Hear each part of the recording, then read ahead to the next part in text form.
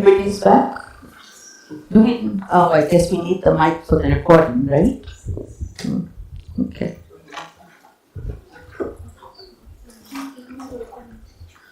All right. So this course is about interfaces, but I said like I'm going to use a phenomenon just to make it concrete, and the phenomenon I'm using is questions. So give me an example. We'll use English primarily because that's a common language. I worked some on Hindi. It's kind of funny. I started on questions through Hindi. Actually started on questions through correlatives in Hindi. And the way it actually started was that I was hired to look at correlatives, which at the time, this I'm talking 1984, 85, when I started, correlatives were not so well known. Everyone knows what a correlative is? Not so well known then. And then multiple correlatives, जो लड़का जिस लड़की के साथ खेलता है वो उसे हरा देता है, whatever. Like I would try to explain to my advisor who didn't know about correlatives, that the semantics is the same as multiple WH questions. My advisor was Italian, so they don't have multiple WH questions. So this was another level of another obstacle in the way. But then in trying to explain, I kind of got into questions because I was thinking, so this is a methodology of explanation by analogy, right? So if you look at a new phenomenon that's different, sometimes and there's a phenomenon that it relates, you have intuitions that it's like something else, it makes sense to use that as an analogy, and whatever explanation works for that, you say, okay, then that's what this is. But believe me, in the process, you always have something to say. What you think is the explanation is never quite that, right? You start looking from a new perspective, and then you find that what people have said about multiple questions or something is not quite what, it's missing something that you see. That's how research goes, right? So it starts that way. So I'm looking, I've looked at questions, I looked at Hindi, but most of what I'm going to be focusing on in these lectures are really English-centered, and I haven't had time to go back and really think, is this how it is in Hindi? For several of the things that we discuss, which is the other language that I know natively. But perhaps this workshop will, push me in that direction along with you guys. So I know there's a number of different languages that people are working on or are interested in. And I think Avinash said that we will discuss how to do the workshops, like maybe after this lecture. But you all should have some ideas too. Like if you've been in workshops before, you can think about what works, what you think doesn't work. I think we can make it a more collaborative venture. So let me start by asking for a few examples about questions. And then I have a handout, so I didn't come unprepared. But let's see if you came prepared. No, I'm kidding. Whatever. Just give me a question and then we'll see anybody? A question or a non-question, okay? So you have no excuses. So either give me something that you think is a question or something that you think is not a question. From this side of the room, one or two? Yes? What is your name? On the other side, okay. Oh, right here. Yes. You're well stocked. Okay. So we have a question here.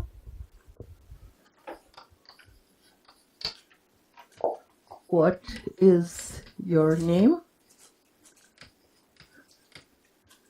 I'll take one or two more and then we can discuss a little bit. A question from this side of the room. Do you have a chalk? Do you have a chalk? Okay.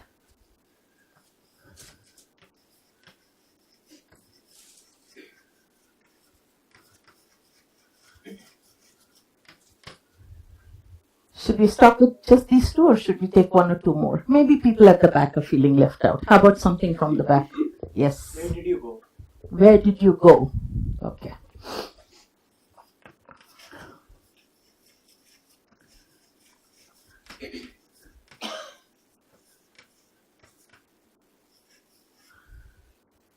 One from that side. Are you sure about it? Ooh.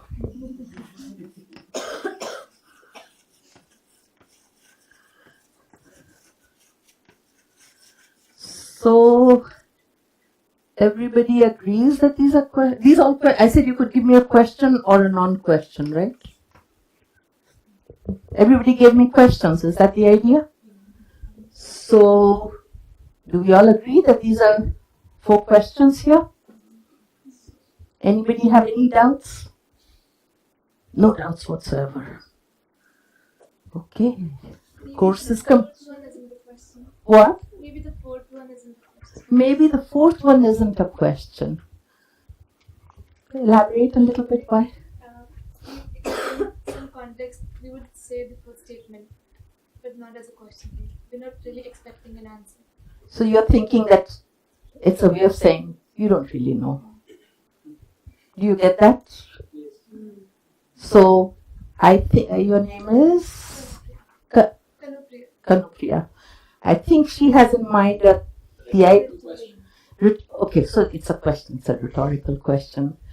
But there's a sense in when I asked you for a question, you didn't say what kind of question. There's a sense of a default, right? Rhetorical question in a way marks something as special. So whenever you have something that's marked special, there's a sense of default, right? So I think Kanupriya was working on some notion of default. And I saw some heads nodding when she said, you're not really asking. So would someone like to elaborate on why this is? So you think this is a question and this is not a question? Anybody else agrees with that, or anyone else wants to say that's not a real question? What is your name? Yes. It really depends on the context. Like, for example, like this happens a lot in India. Like, for example, you do something that goes against, let's say, something that you're expected to do, and then the person comes like, what is your name, right? So there's like, again, the context, the pragmatics of it can make the first one also.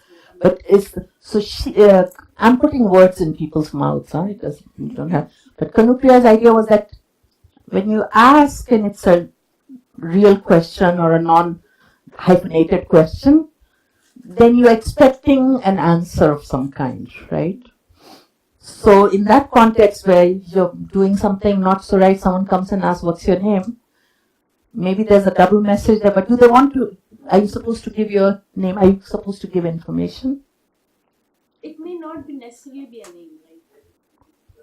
So flesh it out. What would you say? For example, I have in Hindi, if you do it, right? Go ahead. So, everybody follows basic Hindi, or you can, yeah. So if you say naam kya hai, so the person is like, you can justify your act in Hindi. You don't respond to like naam kya hai. You don't tell your name, but then you said maybe I was right and I'm not doing it wrong. So you think the person was asking your name so that they're going to report you or something, and then you say, look, there's no problem. Okay, but you see, yes, that. Second one, maybe yes, I do have a chalk. I'm not asking that do you have chalk or not. I'm saying that please give me the chalk. Okay, so already I hadn't heard. Also, what is your name in this context? I'm asking you all the time, right? What's your name in different ways? Can you all ask me what is your name at this point? It's a bit like, what movie was that? It was a very famous movie. Chameli, tumhara naam kya hai? Basanti, whatever, flower. Once you know the name, you can't. It's still the same question, right? What is your name? Yes. Another way in which what is your name, especially in Hindi, when I can think of it, could be said in a very sarcastic way. And I do that. You do that a lot? Meaning, Okay, don't let him ask that question of you. Okay. No, but I think with where I grew up, I think it's pretty common when you're saying something and it's just absurd. Then you would say which village are you from? So or you would say tumhara naam kya hai? So I see. that's I'm being sarcastic towards a person. Where did you grow up? Just curious. Stay away. Lucknow. I see. Okay. So, but then I want to ask you, why only in Hindi? Do you think, like, maybe we can do to, maybe not this particular question. See, the Yeah. intuition that I have in the, I cannot say the same for other languages. Mhm. So Okay. English is there. Yeah, yeah, yeah. I have some stammering of English, but I do not get that sense. I would not do that in English. Yeah, yeah. Anybody else feel that way? That Yeah. Yes, like Mhm. maybe in at least in Pune, a lot of time the similar question is asked in a way of a kind of an insult. Maybe if someone does something wrong, Mhm. oh, so what school were you in? Uh-huh. Where did you go? Right, right. It's, so I think you mentioned that too, right? When okay, so it's like, who are you? Who are you? Uh-huh. So yes, Shrikar. Yeah. Even in English, it could be used in some other way. For example, if you're like a boxing trainer, Uh-huh. Uh-huh. and then there's some guy in the ring, then you say, "What's your name?" Like, get up and fight. Yeah, Like yeah. that, but then. So it's possible to have a sense of question, but we're all working with some norm, and we're saying we can use these questions. So when we first put up these questions, nobody objected, right? Everybody thought it fits the definition of question by some standard. And I'm going to ask you, is it, so the four components or aspects of grammar that we will be focusing on: syntax, semantics, pragmatics, and prosody. Prosody is the one I know least about. I know enough to know that I should know more. Yeah, and when we start talking about pragmatics, prosody is very important. So, I'll do the best I can, but I can't pretend to have much control over it. So, by which of these four aspects of grammar did everyone either come up with this example or accepted these examples as questions? Syntax. Yes. Why? Because in English, first of all, English or Hindi, these two are WH questions, constituent questions. There's no way it's a declarative. That's one marker. But along with that, there is Ox inversion. So even here, this one you can't see, so one could argue you are sure. So here with the yes no question, that's it. Okay. But if we were talking about Hindi, we wouldn't have subject Ox inversion if we were to translate these. So then the discussion would have gone differently, right? What would we have focused on to say, okay, you would, if I just wrote it, you wouldn't probably, without punctuation marks, you wouldn't. So this would be तुम्हारा नाम क्या है, right? So that is okay. क्या will give us the cue that it's a question. And what about तुम्हारे पास chalk है? Prosody is the only cue then, right? So, because तुम्हारे पास chalk है.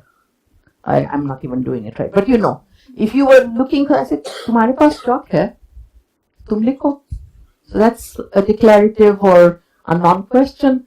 But तुम्हारे पास chalk है, that would become a question. So prosody is the only cue that we have there, and yet we manage quite well.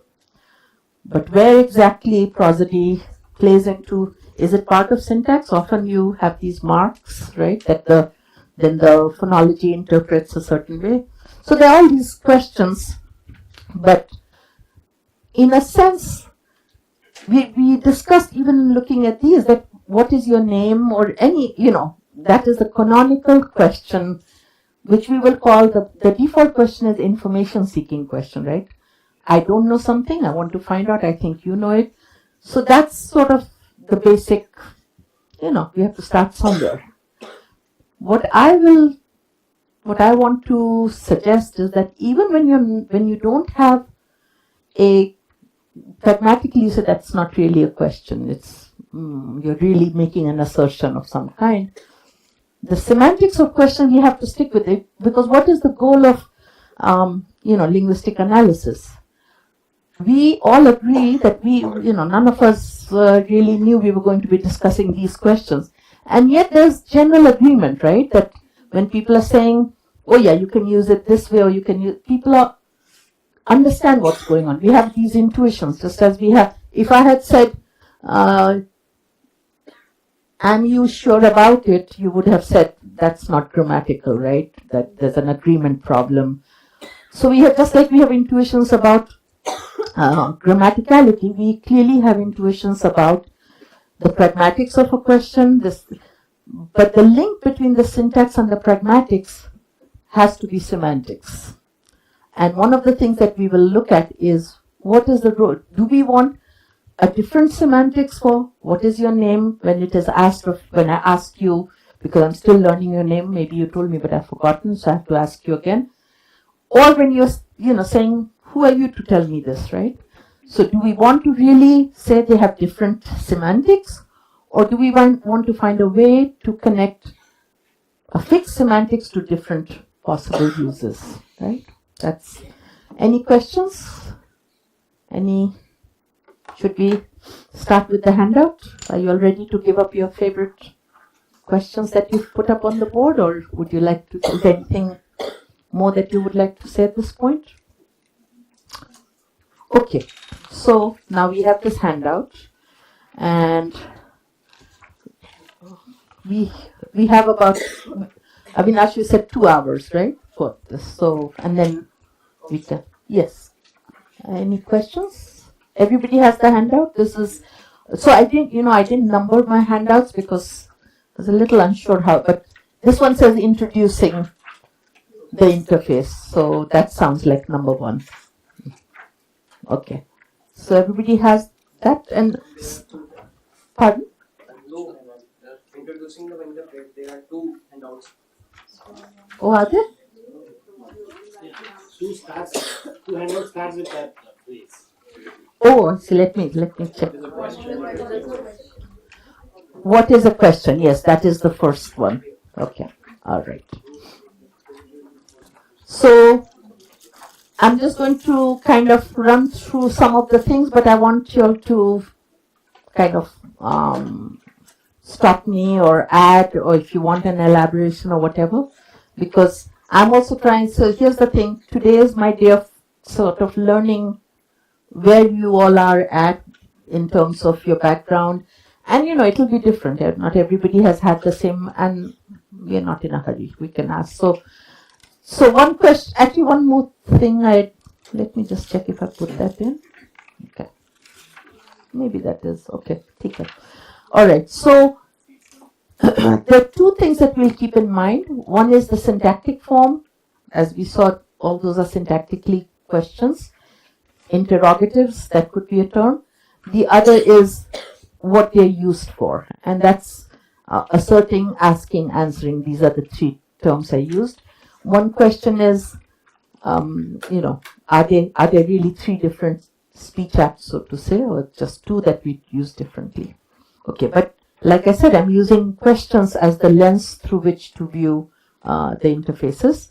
So I said questions are a quintessential interface phenomenon, and so they can be, as we already saw, and a little bit in talking about Hindi, but even when you said, are you sure, there's a different intonation than if you were asking, do you have a chalk, right? So there's already even in English you see the difference that prosody makes. So let's look at some standard example. What is your name? Canonically we would say that is a question, but of course now we know differently. But also you wouldn't really ask this question if you're asking it as a information seeking question of a person you've already met. It's usually when we forget names, like for the next 2 days, I think I'm okay, I can still ask. After that, it's a bit rude to ask the name of someone you've been talking to for a while. So, it's not really, it's only a question that you can ask. That shows that you can only ask a question when you don't have information. The other point with this is sometimes, like, I hadn't thought of these examples, context that you all gave me, but when people meet little babies and they're trying to show the parents that I'm very much into your career. They say, oh, what is your name? Or something. It's not a real question. They're just showing appreciation or they find the kid cute or something. So a lot depends on who is asking of whom, right? But canonically, what is your name? People will accept as a question. is the Pope Catholic? You probably heard this one, right? That is what we would call a rhetorical question. Why?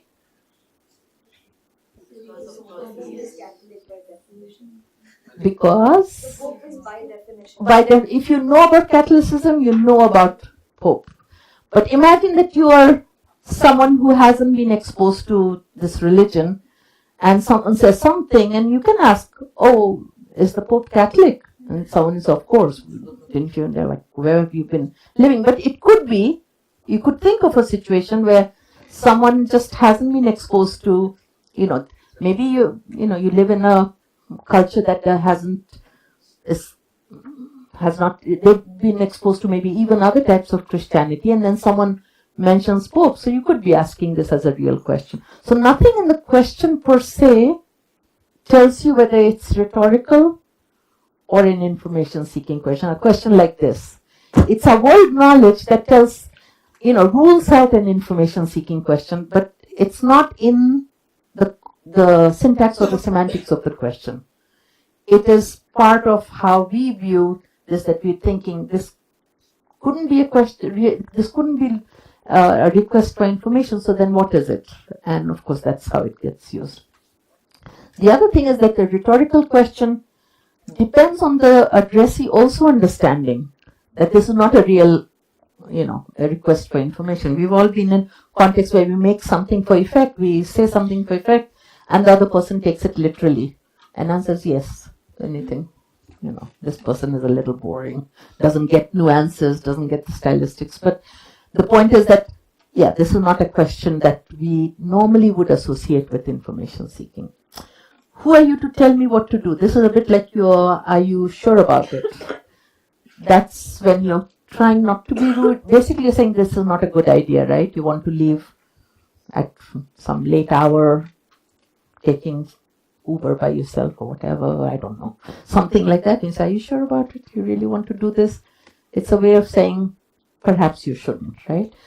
But some questions, who are you to tell me what to do? Now, can we even interpret this as a real question?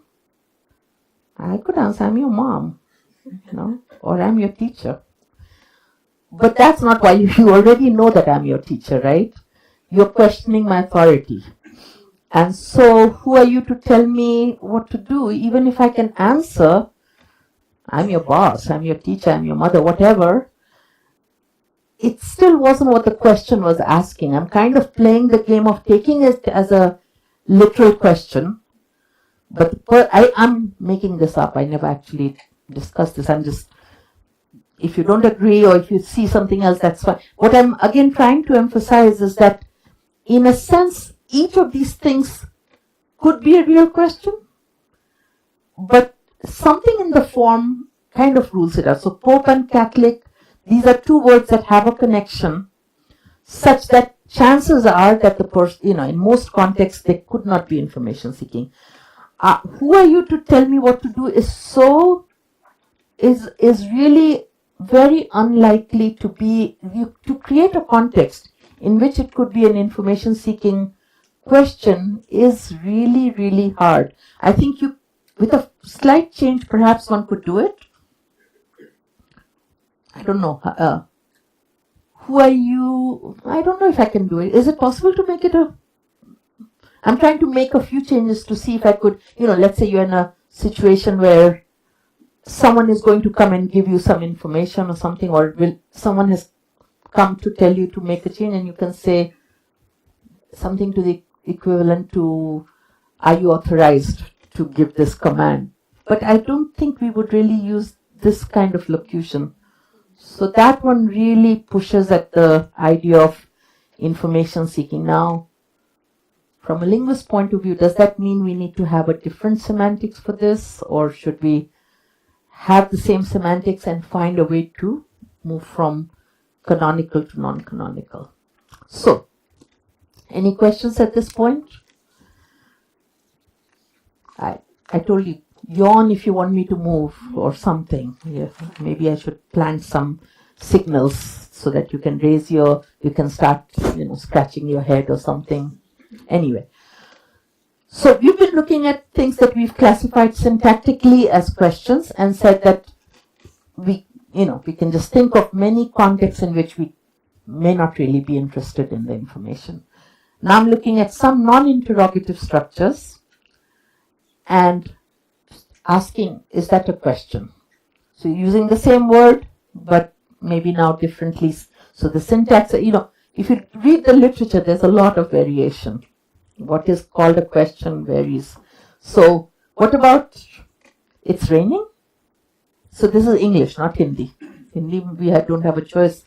We don't have this subject inversion or verb fronting. But in English, people do say, it's raining? Is that a question? Syntactically not. If you put in the prosody, if prosody is part of syntax, so if prosody is part of form, then we'll say, well, that's not really a declarative, right? It's got but the syntax doesn't quite match that, but you'd say it's a question, right? So can I ask this, you all here? Well, this is Mumbai. It's not going to rain in this season. Let's suppose. Can I say, is it raining? If someone comes in, let's say, or I can ask you, you guys all have laptops and all.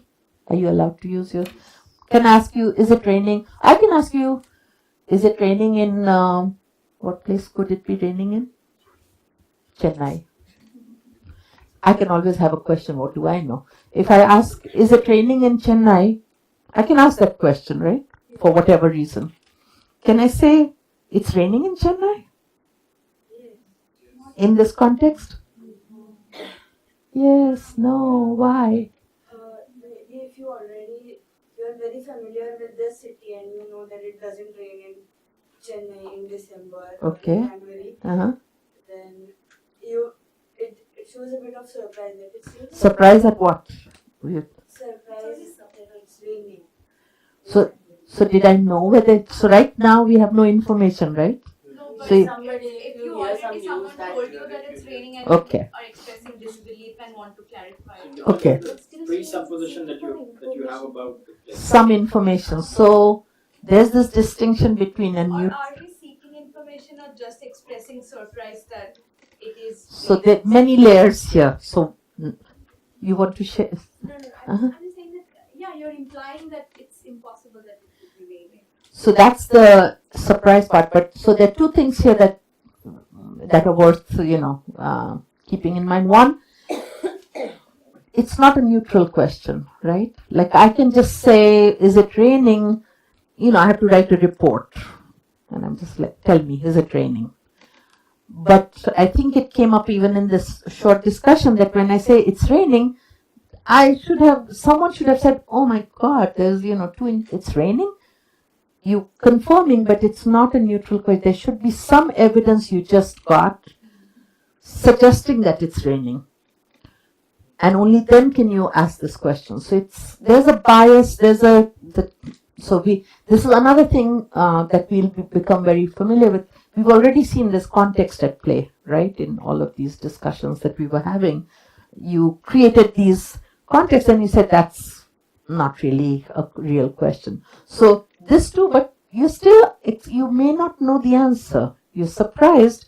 So you've seen some evidence, but the classic example for this we'll see, I'm sure, as we do our readings, is you're sitting in a basement, windowless basement room. Someone comes in with wet raincoat or something. So you get some evidence. Now, technically, it could be because they walked through, someone was cleaning, and there was water falling and why they were wearing a raincoat, I don't know. But let's say they were just wearing regular clothes. They got wet because somebody spilled water on them. So technically, it's still a possibility that it's not raining. But you definitely have got some information where there may be some surprise, sometimes even without surprise. Someone is leaving and you just want to confirm. You say, you start putting your stuff together and you say, you're leaving. Maybe not so much surprise, but there's something like that there. But one could argue that still, the form itself is an interrogative form in some sense because it's got this prosody. The prosody is part of the formal cue. But now, let's say we're going on and on, we're still on page 1, and you turn to your friend and you say, I wonder what time it is. Your friend is likely to say, that's only 11:40, right? But you didn't ask for the time, did you? You just said, I wonder what time it is. That's a declarative. No subject-object inversion, right? It's only in the matrix that we do it. But you'll be surprised at how often we will give information, because even though it's an embedded clause and it's not taking scope or whatever term you want to use, you understand that why am I telling you what's going on in my head? Because really, I could as well have said, what time is it, right? But we use language in different ways. The point is, syntactically, we have a declarative, a non-question, but the pragmatics, we don't even process it, so, it's like you give the answer. And I'm sure you can think of other examples. So, how are we going to proceed with this? This is our working hypothesis, my working hypothesis. You should challenge me if you don't like it, and we can discuss it. The interrogative is the canonical form for seeking information, and the primary job of semantics is to explicate the relation between the interrogative form and the speech act of questioning. So this idea that you're using language to get something, to to impact on someone's action, that's a speech act. I'm not just randomly reciting. We could do that too, right? We write examples on the board. That's not a speech act of questioning. When I put the example, it's mentioning, I don't know if it's even a speech act. We may recite a poem that has questions in it. We may read a text. We're not really then engaged in speech act of question. Maybe in the story someone is engaged in it. But the working hypothesis that we will start with is simply take a basic direct question, identify its form. Depending on the language, there'll be some variation, of course.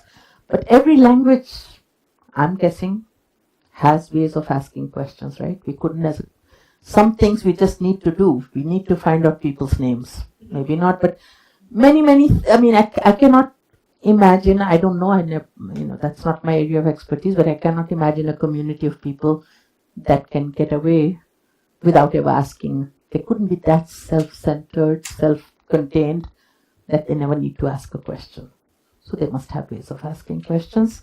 And so the basic dynamic that we want in the speech act is a speaker and an addressee. There could be more than one addressee, but that's the minimum.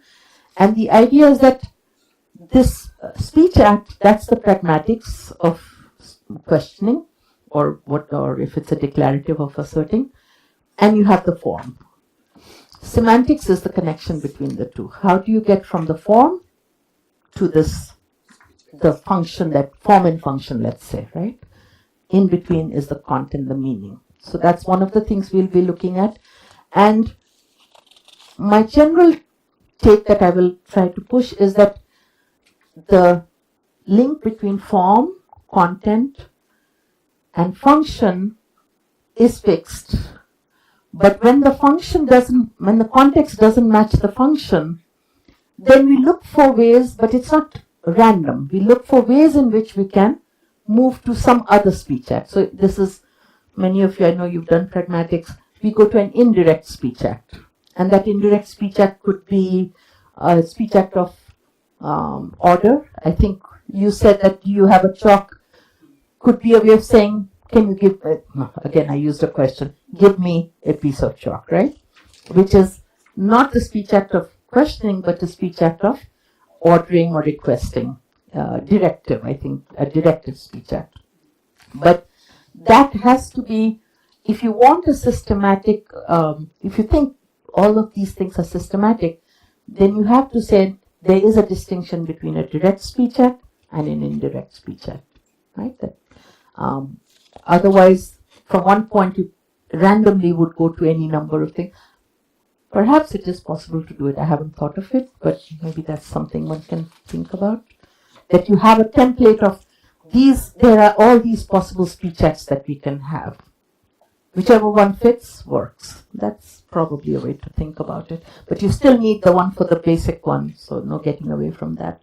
The second point, so this does not mean this, so this is the indirect speech act. Interrogatives that do not fulfill the felicity conditions for questioning, or non-interrogatives that do, are not legitimate objects of study, but we will talk about that. Okay? Any questions at this point? Okay. Cross-linguistic variation. In this classroom, I don't need to spend too much time, but let me, with Hindi, so I put in Hindi in my book because that's, something I know. I didn't have to look up references to make up an example. So of course we see, if you have Tumhara naam kya hai, the word kya gives it away that it's a question. Ravi bahar hai. If I didn't have that prosody, it could be an answer to a question. It could be just a straight out, I'm going to tell you something about Ravi. Ravi bahar hai, wo ye kar raha hai, wo kar, whatever, right? So other than prosody, there's no way of telling that 3B is a question.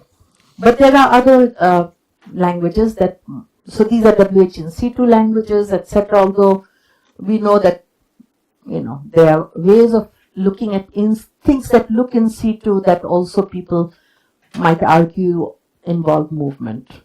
Now, in this course, I won't be too concerned with the syntax up to a point, but not,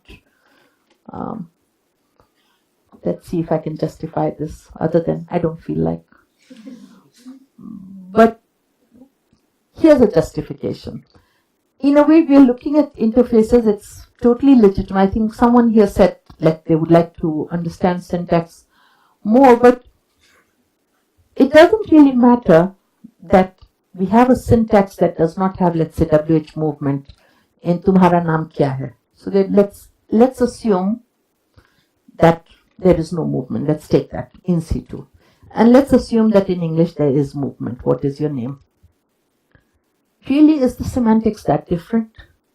If you look at the canonical, you're still going to you have to find a way to get, the meaning doesn't seem to be that different. Maybe some uses, but those also seem like, a little bit culturally, it has become common to use it sarcastically, but maybe one test, that same group of people could use maybe English if they decided to with the same. So that seems like a stylistic deviation a little bit or something. I'm not sure how exactly to think of it, but the basic case doesn't seem to vary whether kya is in situ or fronted. Now there are people who might argue that in fact that kya is not in situ, not where it was generated, but it has moved to a pre-verbal focus position. Again, the meaning, so all of this actually is hinting at what is the meaning of a question. Anybody have a clue who's read ahead, or how do we look at the semantics of questions? A question denotes a set of possible answers, and you can define it in different ways. If you think about that, then what is your name with fronting, or they seem to have some similarity. We can talk about where there may be variations, but at least as a starting point, I would like to say that languages may package the thing differently on surface, but we have to get to the same meaning, same set of possible answers. What about Japanese? Is everybody familiar with how Japanese makes questions? Are you familiar with it? No, good. So you give me an excuse, a reason to be here. So I will. He knows it already. I'm going to teach to you.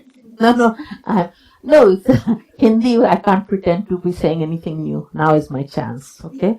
So Japanese is also so broadly speaking, there's the fronting languages, there's the in situ languages. But fronting as well as in situ also have variation. So Hindi, I'm arguing, is an in situ language, right? But maybe that's just me. It looks in C2 at least. Let's put it. So, if this was a subject, we would say, कौन बाहर खड़ा है? Or किसने तुम्हें किताब दी? We could, although people argue that it's best before the verb, but there's a case to be made. Now, Japanese is really an in situ language because they really don't worry about the position of the WH. However, there are some differences. So if the same question, not the same question, it's a different question. What did Mary buy? It is an SOV language. And as you can see, the what is in object position before the verb. But there's a Q morpheme that, what's your name? Vyom was telling us about. Ka at the very end. If this ka was not there, so unlike Hindi or English where the word itself only works as a question word, kya or what, Nanyo will become something like Mary bought something.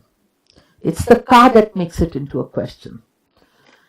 And then when you have like if you ask yes no question, Mary aspects bought, with the ka there it becomes did Mary buy aspects. If the ka was not there, then it would be a statement. I'm sure prosody is different too, but the prosody is cued to this Q particle. So it's not like, I'm sure there's some variations the way we saw in English that even without subject object and verb. So I don't know a lot about it, but the idea is that you can have these variations, and yet in some sense, if we are using the idea that questions denote the set of possible answers, then there are different ways in which languages make it available. The idea that I'm looking for information, the packaging varies, and we have to get from all these variations to something that sounds like it should be the same. Now, this may sound a little, making a big deal out of nothing, but think about quantifier scope, non-WH. Languages really, they may vary in how much scope permutation they allow, but on surface syntax, by and large, those are all in situ. All the quantifiers are in situ, right? Mostly. Yeah, for certain discourse effects, you might do fronting or whatever, but it's not like WH words that, question formation that come flagged as a special thing. There's nothing special about quantifiers that tell you I must be in a special position. There's something special about the semantics, no doubt. And in fact, the semantics we'll see is not that different from question semantics if you're really just looking at the quantifiers, or at least that's how people have analyzed them. So I think it's kind of an interesting, I don't know if it's a real question that we need to think more deeply about, but why are there so many different ways of forming questions? I don't know. It doesn't, we could all, it could have been like SOV, SVO, yeah, a certain amount of variation, but this seems like a very rich field to package things so differently. So now turning to fronting languages, we are used to English. Of course, English is a fronting language, but now if I was to ask, so I have an example from Bulgarian there, but in English, if I wanted to ask who wants to eat what for lunch, right? You will give me different people will give me different ideas. We will pair off people and food, right? Or who has read what, or who has studied how much semantics, like, many ways we can ask. Only one WH will come in the beginning of the sentence. The other one will stay in C2. But you go to the next language over, Bulgarian, and here you have to put all of them in the beginning. Who, what. Again, there are some differences. I actually don't know if we will discuss them in this class because I planned for 4 days and I wanted to see how far we get. So this is one of the things that I'm interested in. What's the difference between languages that put all the WHs in the front and languages that don't, and there are some interesting differences, but I won't go there today. So in 6, I just put a schema. This is a partial schema of the variations in different languages. So either you can have a WH phrase in the beginning, and then I just put in gap as a neutral term. It's missing from the main clause. And you may have a second WH phrase. So this is English-like.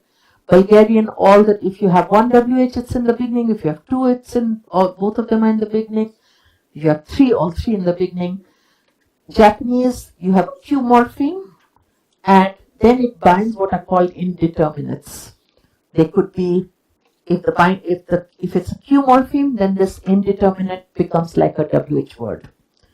If there's another morpheme, actually it comes closer to it, then it becomes like someone, indefinite. There's another morpheme, the same base form, then becomes like everyone.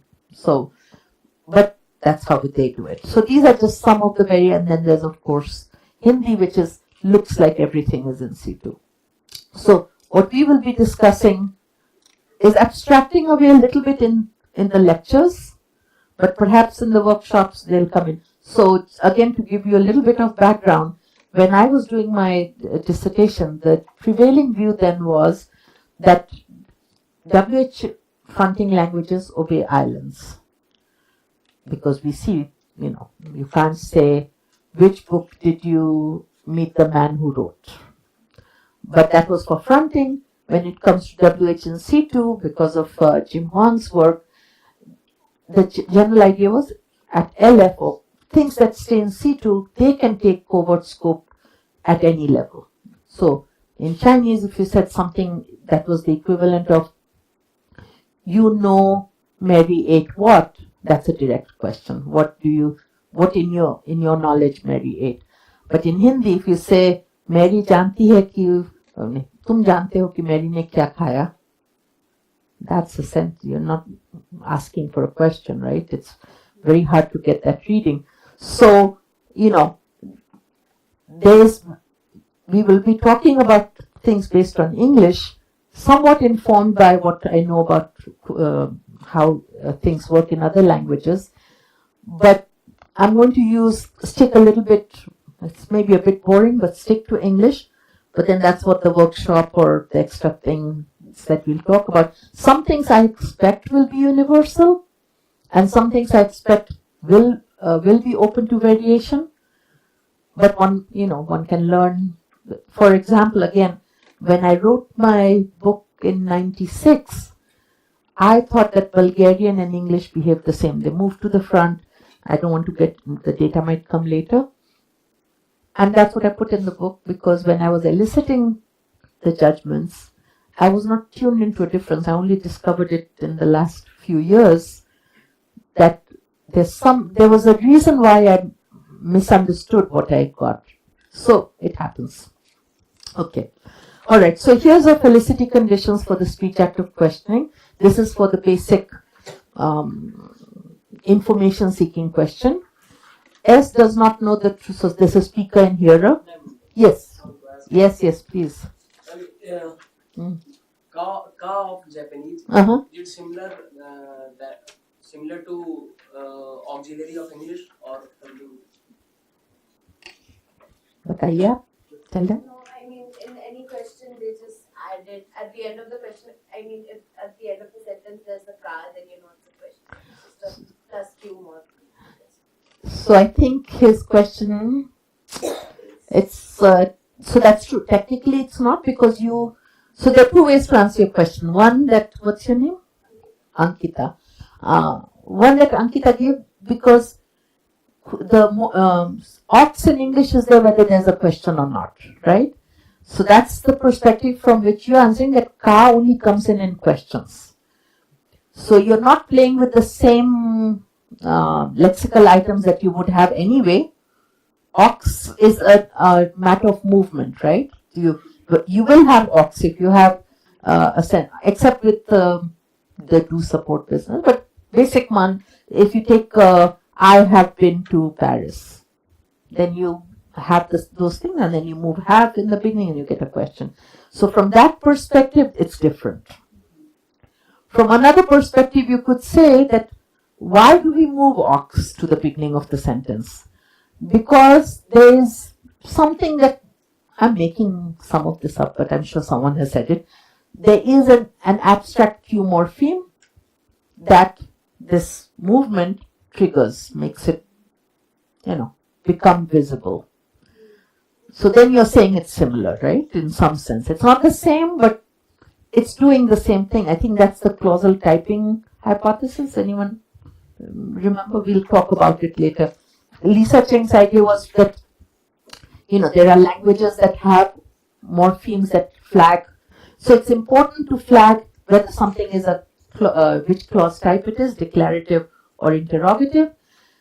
There are languages that have these morphemes, and so they do the job. In other languages that don't have these morpheme, fronting can, and maybe I'm misremembering, but you get the general idea that that's a way of thinking about it where they are the same, and there's a way of thinking about it where they are different. So, but certainly it ends up having the same function. So, but that's good. Any other questions? Ma'am, in the example 4a, can I use Nani or before Merida? This is totally insecure. One second. This example 4a. We are looking at 4A. Yes, can I use Nani or before Merida? Yes. So Japanese is also a language that allows scrambling, right? So just like Hindi, we can say, क्या तुम्हारा नाम है? This sounds क्या तुमने खाया, right? That's, we can either say तुमने क्या खाया or क्या तुमने खाया, or तुमने खाया क्या, although that ends up having a little bit echo kind of reading. Japanese allows those things too. When you look at more complex structures, embedded questions, there are some differences in how, like this is still within the clause, it's freer how much you move things around. But suppose you had, if you look at embedded structures, you may get a slightly different answer. I'm not sure I want to, yeah. Why is it in situ then? I mean, why have you classified it as in situ? Why do I classify it as in situ? Good question. Why do we classify Hindi as an SOV language?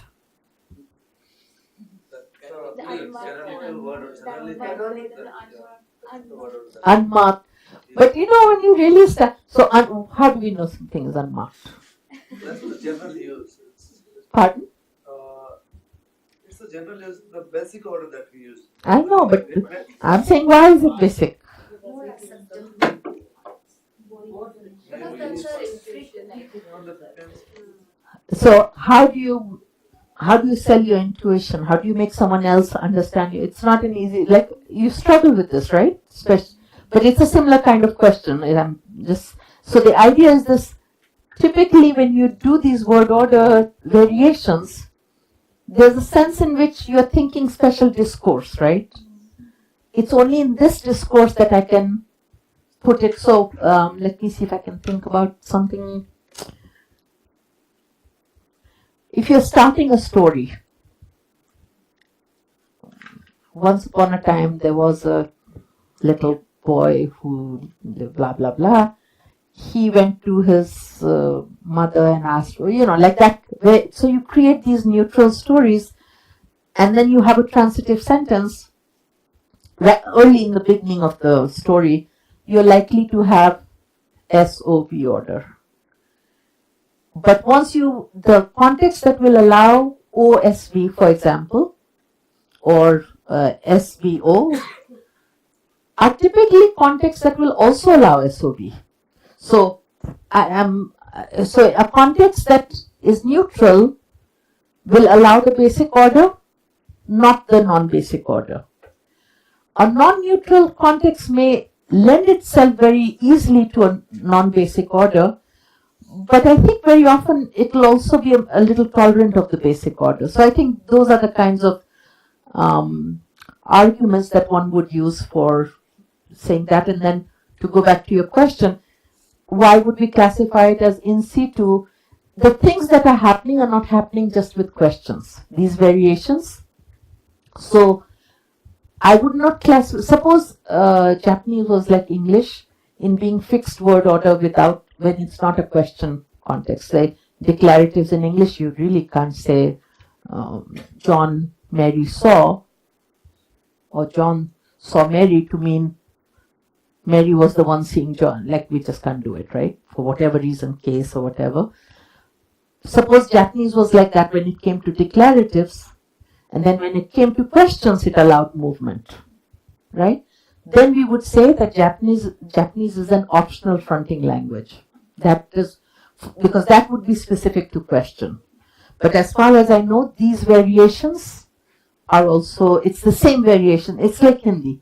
We can move whether it's a question or not. So that's a good question. Any other questions on? Okay. So everyone is on board more or less with these, with the felicity conditions. I think we kind of previewed it when we were looking at those questions. Okay. Going back to the it's raining case. So there are, of course, variations. So echo questions, half the time I don't hear what, if you speak too softly and I say, what did you say? Or what did you, I read something and I didn't hear it. I can say, you read what? And with echo questions, often you don't need to front. But I can also totally hear what you said and I can't believe it. That was someone was saying about expressing surprise. It's raining. This is Mumbai in January. Wow, it's raining. So that's incredulity question. And as far as I know, not much work has been done in the difference between echo and incredulity. But I think I know one fact that I will hold off on because, I have, we want to end this session at least at 1, right? Roughly, yeah. We'll discuss how far to go. So, remind me if I forget, but in a few days. Such questions do not involve fronting often, but they are marked by stress on W. So there are other cues that typically come with these things. And I gave the example there. John ate what? John ate the meat, and you thought he was a vegetarian. John ate what? And the other one is the first one where you didn't hear, the second one where you heard. And then we talked about is the Pope Catholic. Those are rhetorical. So these are interrogatives with special functions. Okay, terminology. I'm going to use question because it's such a common word. We've already seen the word question has too many different ways of thinking about it, but we also need to, be able to just communicate. So I'm just going to use question. From the context, it will be clear whether I'm using it in syntactic ways or in pragmatic ways. But there are some terms that I think I use it. So the word interrogative and declarative, I tend to use as syntactic terms. There are people who will use the word interrogative as the pragmatics of it, right? But by and large, but if ever there's a confusion, what I mean, just raise your hand. Question denotation, everybody has to say that's the semantics, right? That's what denotation means. What is its semantic content? And then speech after questioning, again, it's a mouthful, right? So I can't always, in talking, you will just say, the question, but again, if it's not clear, that's what we mean. Okay, so we're ready to do a little bit of the syntax semantics map. So this is the general big picture. Any questions on that? Srikar? One short question. Mm-hmm. So till now, the examples we saw, we said prosody is responsible for changing, say, the speech act, like say, but there are this example that you gave, kya tumne khaya, you could say kya tumne khaya to ask did you eat, or kya tumne khaya, like what did you eat? So this is Hindi what, right? And I don't know if so this is one of the things that I do want to talk about next week, but let me just bring it up. There's a cue marker like the Japanese ka in Hindi, except there's a difference because it only occurs with yes/no questions. Kya wo ghar pe hai? That's a yes/no question, right? And the kya is optional. I can say wo ghar pe hai, wo abhi bhi ghar pe hai, or bahar pani pad raha hai. I can also say kya bahar pani pad raha hai. So you can add this kya. It's the same word as what, but it's being used as a yes/no marker. The other thing is, if it was a transitive verb that I was using, like read or eat, and I don't know the object of it, then I can say, what was your example? Kya tumne khaya? Khaya. Kya tumne khaya? Tumne kya khaya? That would, let's say, be, and kya, the other kya also moves around. This is Rajesh and I have been working on this. We call it polar kya. For क्या तुमने खा लिया? Have you finished eating? Whereas if I say, तुमने क्या खा लिया? What did you eat? That's not good. You'll get tummy problems or something. But that's the question word kya. So there's a distinction. But what was your question with regard to these two? I forgot. I thought the only difference here was that there's a difference in prosody and not Right. actual. So the prosody difference, I would say, is riding on the fact that one is a yes/no question and the other is a WH question. Okay, let's. For me, क्या तुमने खाया is always a yes/no question. क्या नहीं, no. But if I want to front the क्या खाया तुमने would be what did I eat, but क्या तुमने खाया is always a yes/no. Okay. So you're putting a lot of money on fronting position, right? Yeah, but क्या खाया तुमने is what did you eat? Okay, let's. How about तुमने क्या खाया? तुमने क्या what did you eat? No, तुमने खाया क्या? तुमने खाया क्या? Yes, that would be. Yeah. Everyone is hungry, I think. Okay, I think there's something to be so. There is a difference in how much you stress the kya.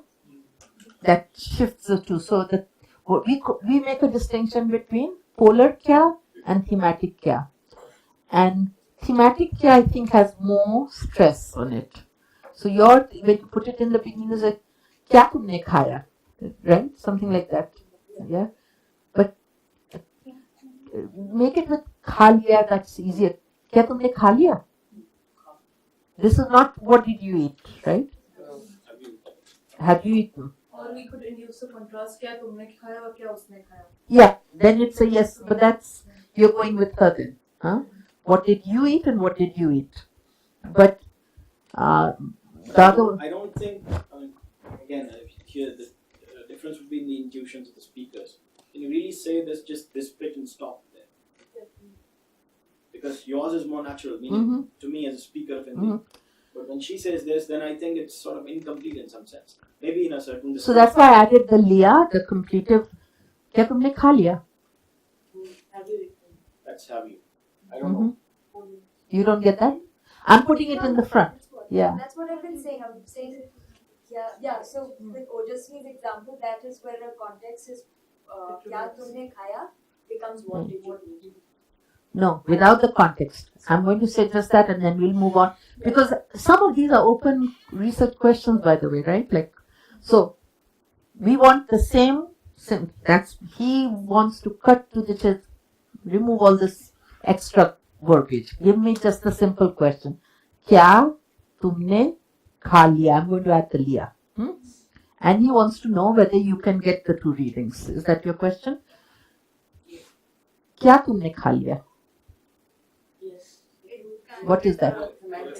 This is the thematic one, right? Maybe there's a little bit of a rhetorical flavor to that, right? Yeah. There's a tendency of putting the question particle near to the object, like क्या खाया तुमने, will have what did you eat, and instead of whole constituent. But he wants it controlled for. No, So, I yeah? think there's again prosody is coming in. Yeah. No, prosody is cute. Both. Yeah. So, क्या तुमने खा लिया? That is definitely a yes, no. And that's the polar क्या.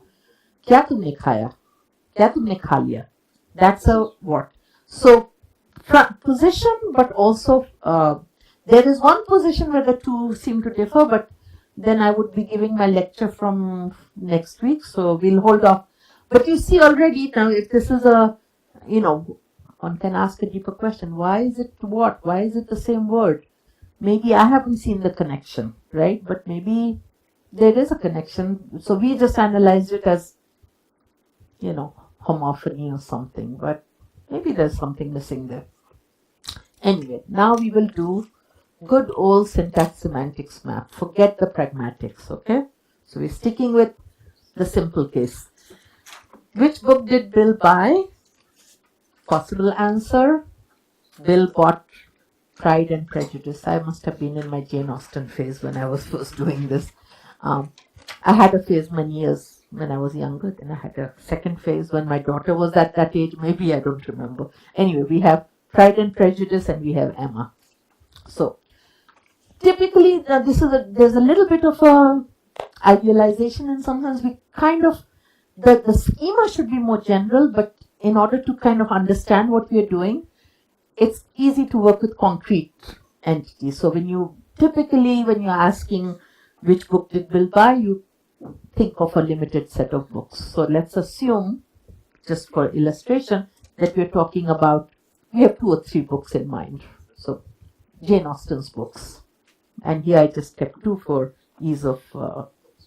So when I ask which book did Bill buy, I don't know whether he bought Emma or whether he bought Pride and Prejudice, right? That's the speaker's ignorance of it. I don't know which world I'm living in. Am I living in a world in which he bought Pride and Prejudice or whether he bought Emma?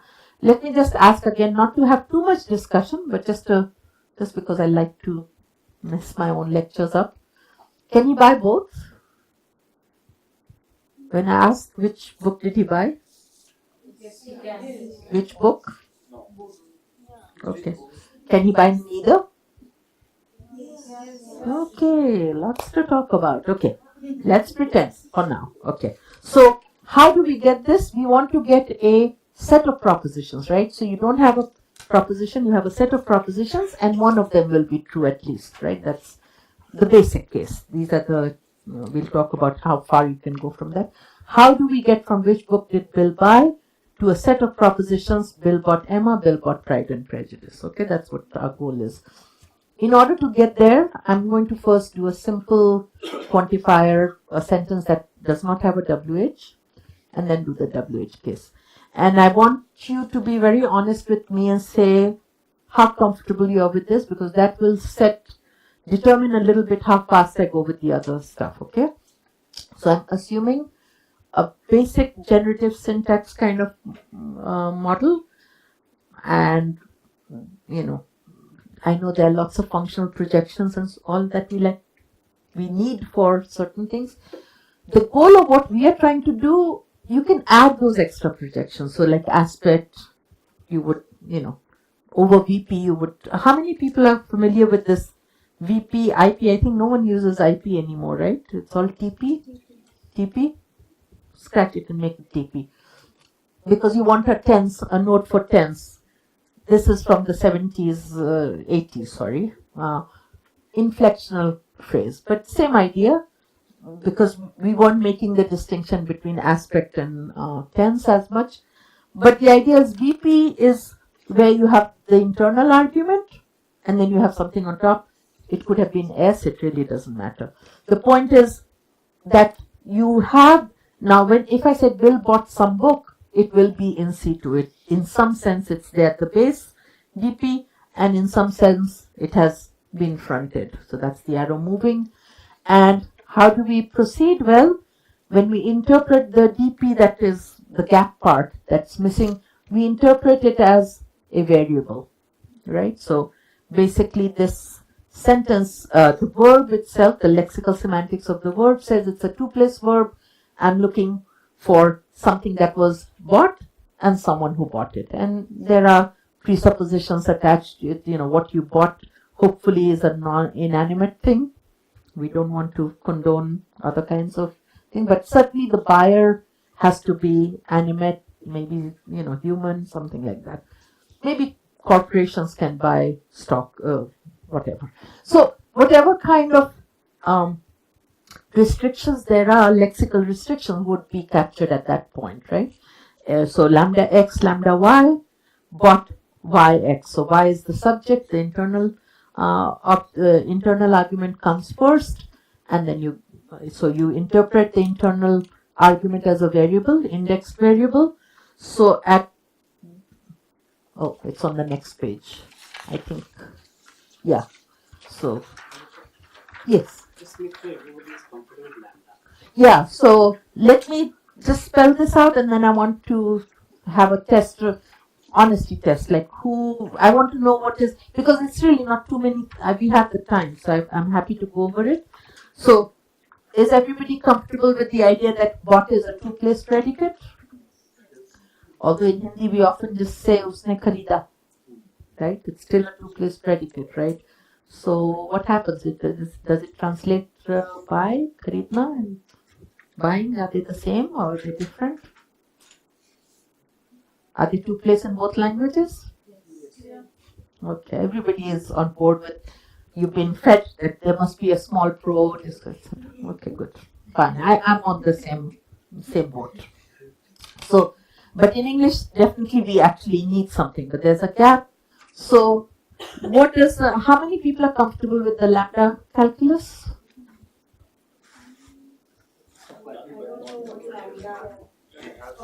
Okay. So the basic idea is this, lambda, so if I just have, let's start with this. Y is a two-place predicate, right? So we need two arguments, y and x. When we start with the verb, it's got to be abstract, right? So this is how much we know.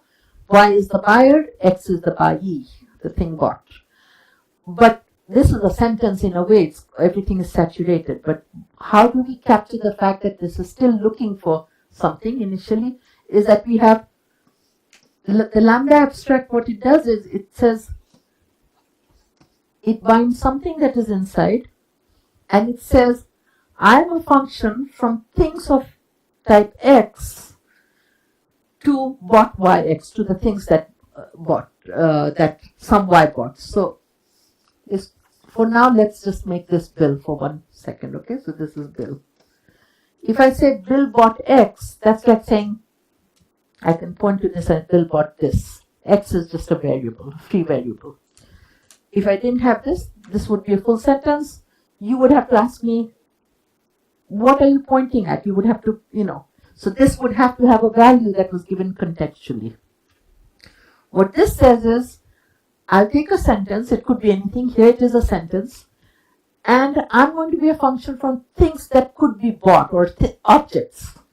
All the objects, such that I go through everything, and this will give me a set of things. All of those things that make Bill bought X true.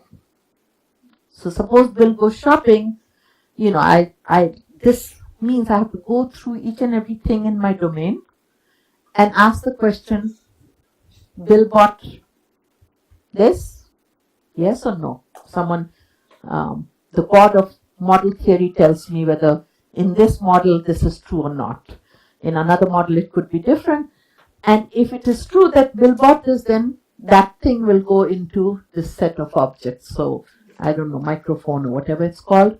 Then I go to the laptop and I say, I'll fill it the laptop for this X, I'll remove this, I'll do lambda conversion. So it's like every time I put in something from here, I test is this true or false. And then if it is true, I put it in here. Okay? Any questions? So this changes, this becomes a function from objects to things bought by Bill. So this is a one-place predicate, because you're getting a set of objects. By the same token, this is this one. Oh. Thank you. Oh, sorry, I shouldn't remove that. Suppose this was what we started with. I can add one more. So it's the same thing. Now we have set of objects, let's say M and laptop. Let's suppose these are the two things that he bought. Now, we're no longer talking about Bill, we're talking about any person, right? So this is like, it's a function from individuals, let's say, to the set of objects that individual bought. And so we play the same game. Now I start looking at Renuka, right? And I say, what are the objects that Renuka bought? So I get pairs. So this will be, let's say, Renuka bought, I have two the way to do this is probably, let's say the set of individuals are Renuka and Avinash. And the set of objects are whatever you call this laptop, right?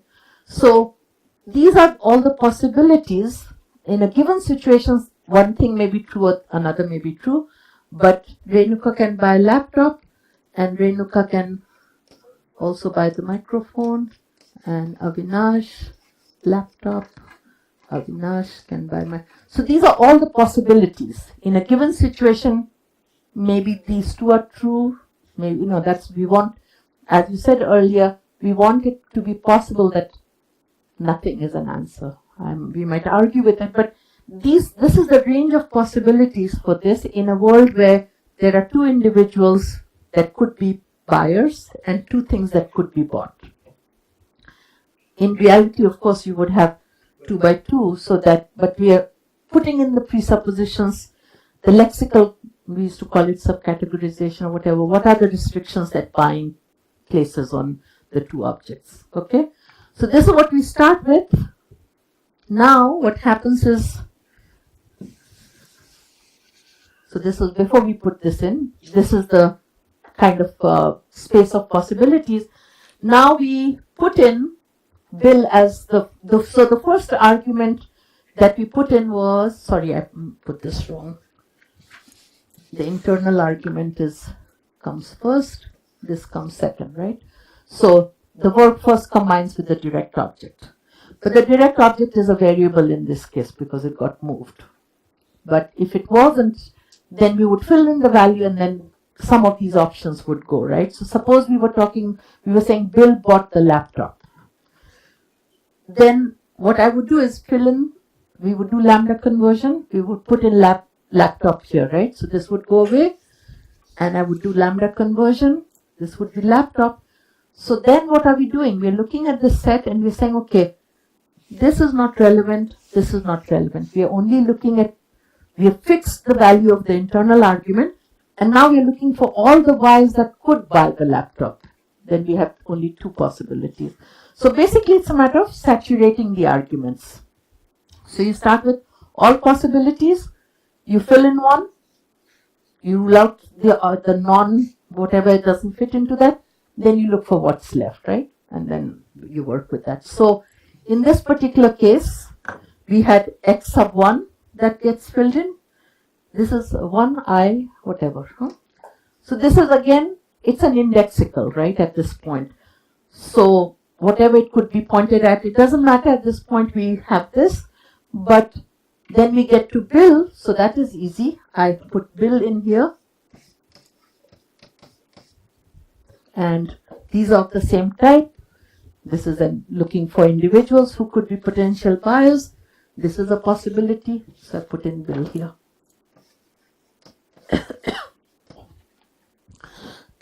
So what we have now, this is I'm at the IP or TP number 3 stage, right? So let me make sure I have 1 and 2, the way you understand. So what is number 1? So the basic principle is functional, there are 2 or 3 things that will come up along the way. One is functional application. You take the meaning of this, you take the meaning of that, and you combine them through functional application. Sometimes things work out, sometimes they need a little twisting, okay? Here it's working out. V, the meaning of V is this, the V is looking for lambda x individual, and on the other side, so that is the meaning of lambda x, lambda y, bot y x, and you apply it to the meaning of the DP, which is x sub I, because it's a trace. Traces are treated as denoting variables of the right type. So you do functional application and you get lambda y bot y x sub I. So you've saturated that with this variable. Everyone good with the first step? Okay enough? Okay. 2. Could you just explain a little bit more what is this xi? Okay. So x sub I, basically what we have, when we have these fronted arguments, or displaced arguments, I should say, in some sense they have to mark their base position, right? Because suppose you front everything, you are in Bulgarian, you want an answer who bought what, not, or who saw what. You don't want who likes who, you want to know the person, you want to know who's the subject, who's the object, right? So indexing is simply a way of keeping track, not losing the information, what their base position is, right? And so when we say we translate it into a variable, we translate it into an indexed variable, and those of you who've done Hyman Kratzer, you probably are very schooled in this, but it actually even goes back, Montague had these indexed variables, even though he didn't have movement exactly, but the correlate of movement. The idea is when I hit the binder, the operator, then that indexing is going to be crucial, right? That's how I'll bind that position. And we'll see that coming up later. So for now, just keep in mind that in a way it could have been, if you had two x's instead of one y and one x, then I would have been very important, right? Because suppose I was using the same variable, then whether it's I or j would have mattered. So here it's a little extra, but the idea is still the same. Is that clear to everybody?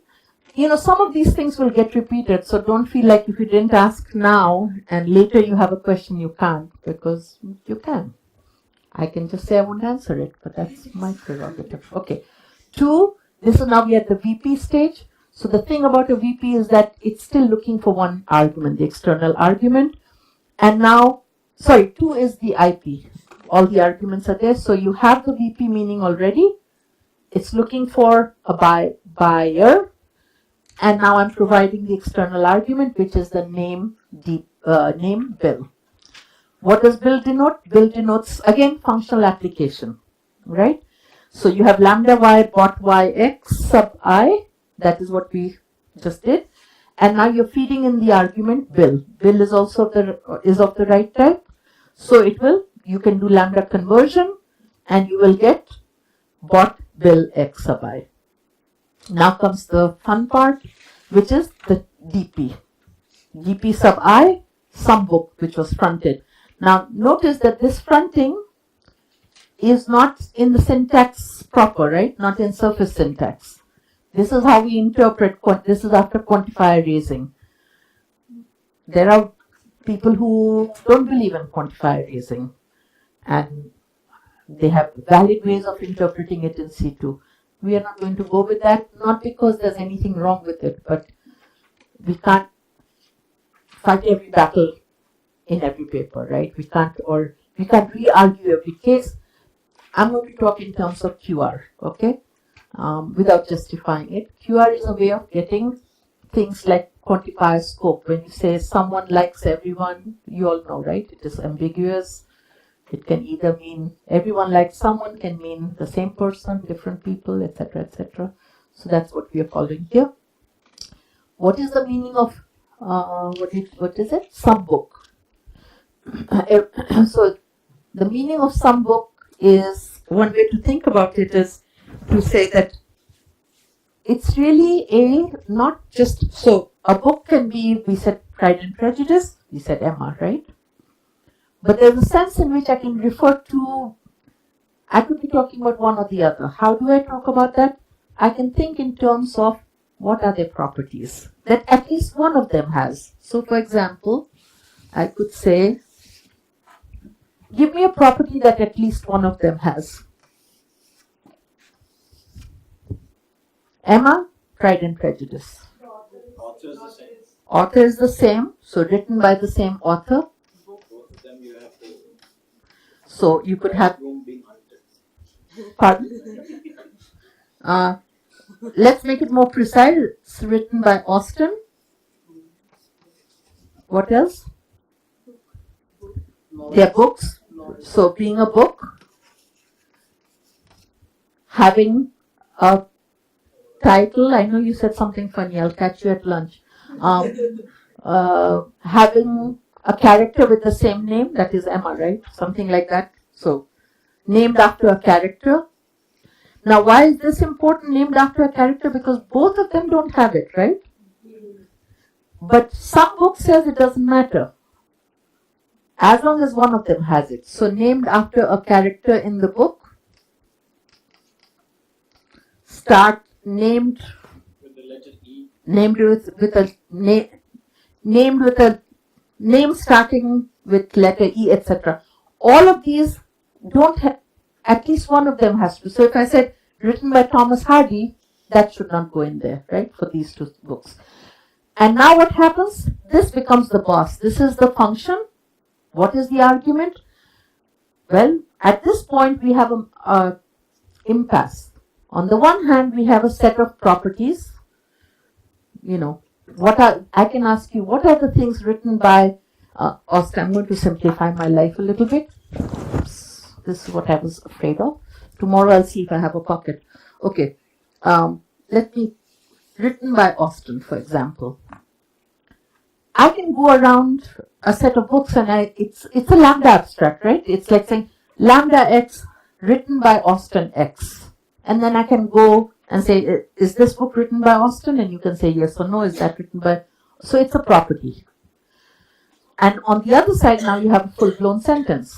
Bill bought X. So how are we going to combine? A property is looking for something of type E. And this is, so we are in a bit of a bind here. This is where the indexing that Avinash was pointing to will come in handy. So not only are we interpreting these two pieces, but now this connection has to be made precise. And that connection says, take that IP.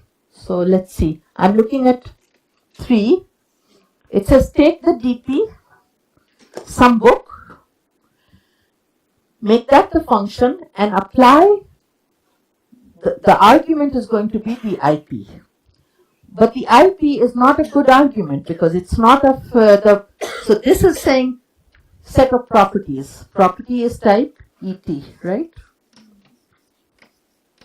We'll talk more about this again when it, if all of it is not familiar, go with the flow a little bit. We'll come back to it later or maybe, okay? So basically it's saying, I'm looking for properties and I'll then decide whether it's true or not. So if I was to say some book is written by Austin, you want to say it's true. If I said some book is written by Hardy, you'll say no, false. That's our basic intuition, true and false. But how do I make the sentence Bill bought X sub I into a property? By abstracting, lambda abstracting over X sub I. So now what do we have? On one side we have, this is what we had, right? So we have this option. Because it is co-indexed, we can abstract over this. And now we have the set of things that Bill bought, right? Let's assume that Bill bought, when he went shopping, what did he buy? He bought Emma and he bought vegetable, I don't know, cauliflower, whatever. Who knows? Something else. He may have bought many things, but at least he bought Emma, let's say. Now, the some book denotes all of the properties. One of the property will be of some book is that it was bought by Bill, right? In that context. So this will include bought by Bill. And now it is a simple matter, once you've done this abstraction, to check, is this property in this set? So it's always just set membership. That's the basic game, if something belongs in the set, you say true. If it doesn't belong in the set, false, right? So now we have, in a context where he bought Emma or Pride and Prejudice, you would say the sentence is true. Some book, Bill bought some book. But suppose he hadn't bought, let's say he had only bought vegetables and Coke or whatever, this property would not be in there, right? Bought by Bill. We would follow all the same procedure. Co-indexing, we would abstract over it and say, this is the set of things that Bill bought, or the property of being bought by Bill. Different ways of saying it. But it wouldn't be here because neither Emma was bought by him nor Pride and Prejudice was bought by him. And then the sentence would come out false. Bill bought some book in a context where this is all that there is. But the process is the same, right? So you have type mismatch, you have indexing, you have a free variable that you abstract over. So this is what we call operator variable chains, right? That's something you've heard about. So QR involves creating operator variable chains. That's what this is all about. Anyway, with all of this, what is the end result? The end result after you've done all your functional application is basically, ignore that intentional abstraction and all that. Basically, it means I have a proposition. There is a book such that Bill bought it. Okay? What does that mean? What is that little intentional operator? It simply means a sentence is not just true or false, right? Like we don't know whether he bought anything, but we know what it would take for that sentence to be true. So it doesn't, the truth value is what we get once someone has given us all the specifications of the situation. But you want one level of abstraction, because as long as you know a language, if I just say to you, we've been discussing Bill bought a book, you're imagining possible situations in which it would be true, possible situations in which it would be false. I could give you pictures and you would say true, false, etc., right? We all share that intuition. So this basically gives you the essence of the theory that says sentences denote sets of words. Sentences are propositions, sets of situations. That's what this is about. That what we know when we know a language, when we know a sentence, what we know are the truth conditions under which it would be true. Whether Bill is wearing a red shirt or a blue shirt doesn't matter, right? To the truth of the sentence, Bill bought a book, because his clothes are not relevant to that sentence. But whether he bought a book or a magazine is, right? I have a question. Mm-hmm. In one, we have lambda x lambda y bought yx. Mm-hmm. We took the argument as xi. Mm-hmm. The point is that the argument is a variable itself. Yes, yes. So Mm-hmm. Why do that? Why not just keep lambda x as it is? Um, Because anyway we need that lambda x later. Okay. If we left lambda x there, then our next argument is Bill, right? So I'll answer your question in two. I think I know why you are asking this question. Suppose we just left it as it is. Now we come to Bill, right? And we do lambda functional application, lambda conversion, you'll go into the wrong place, right? So we have to get rid of that x by marking. So did you get the reason why